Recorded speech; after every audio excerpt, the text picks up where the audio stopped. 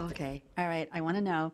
We've just read an article about Legos, the company, actually from Scandinavia, but headquartered in the U.S. in Connecticut, moving its operations to Mexico because of the lower cost of production.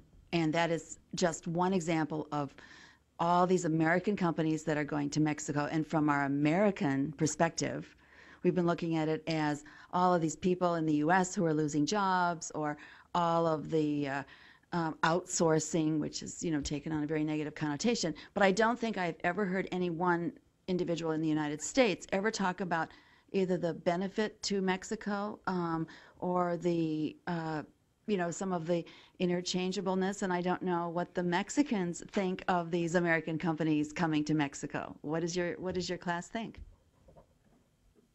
That would be great. There's a question to the Mexican class, and that is, what do you think about the American companies coming down to Mexico to build factories, I guess is what you're saying. Anybody want to tell us what you think? I know you have an opinion.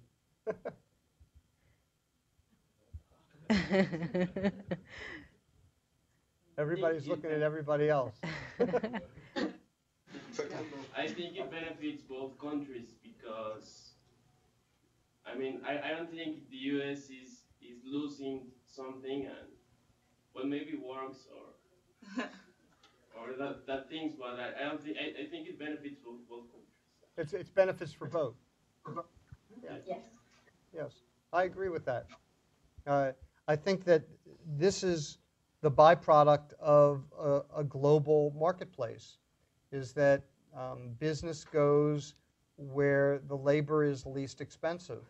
And one of the advantages of the global economy is that in the last 30 years, a large number of countries have increased their cost of living and the quality of life in those countries significantly. South Korea, Singapore, Taiwan, the Philippines did, and then they pulled back a little bit. New Zealand, because they became stronger participants in the global economy. Having said that, it presents a dilemma for the United States, because the United States is losing low-cost jobs. And the only way that we can really continue to compete is to put more knowledge into our products, which means that we need to create more value in what we do. So it means we need to put more creativity, more innovation, more ingenuity, more ideas into our product, because the technology and the rest of the world is less expensive to produce those products. Now, what does that do with 20% of our population that can't read or write? We have a big problem in this country. We have to increase our investments in education. We have to teach our students about science and math.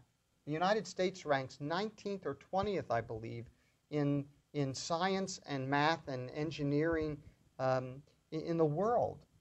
That is our Achilles heel as a country, is that we're not preparing for the next 30 years of staying competitive. And Mexico will become increasingly competitive because they can produce things more efficiently. And increasingly, Mexico will become a more and more vibrant economy in the global marketplace because of this.